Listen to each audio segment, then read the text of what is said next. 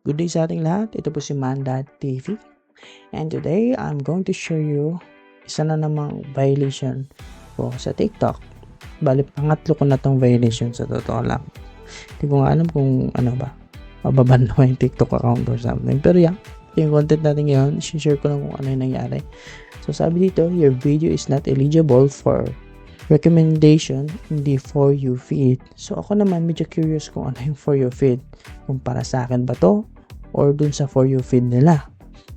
So, yan, investigate ako. So, ang nakalagay dito is video not eligible. Tapos, violates daw yung community guidelines.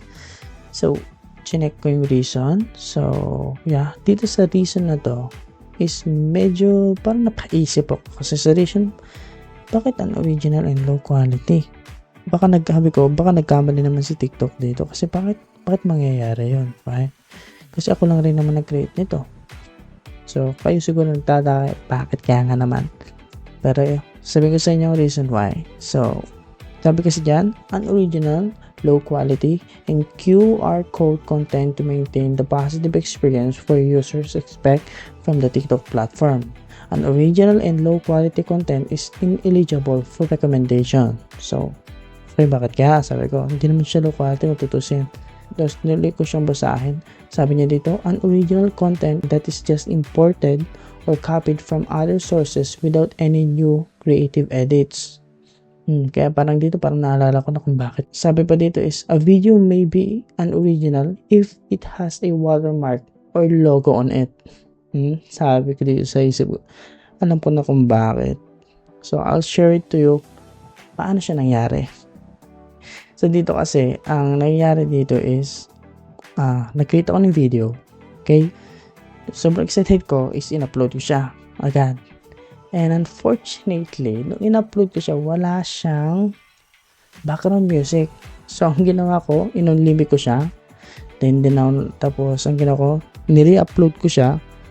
Ang ginawang edit ko lang is, nilagay ko lang siya ng background audio. Kung mapapansin nyo dyan, yan, itong logo na yan. Wow! Dahil lang sa logo na yan or dito sa may watermark na yan is na-flag down na siya. Kasi, kung babalikan natin dun sa binasa natin violation, sabi dyan, a video may be unoriginal if it has a watermark or logo on it. So yeah, super clear. Even though ako pa yung nag-create dun, all in all, ang pinaka-mistake talaga dito is, huwag ka mag-upload kung hindi ka pa ready mag-upload. Like, i-review mo yung i-upload mo. Para ako, sobrang excited kong mag-upload. Nakalimutan ko yung background music. Ngayon, ginawa ko is nire-upload ko yung video with the background music I wanted. Kaya lang, meron na siyang watermark. So, dahil dun sa watermark niya yun, ang video na to is unoriginal na. So, lesson learned. And I hope sa mga bagong TikToker na katulad ko na makakapanood dito, just make sure everything is okay. Pero sabi ko, ako kasi is by experience ako eh. So, yung ginawa ko, upload lang hanggang matuto.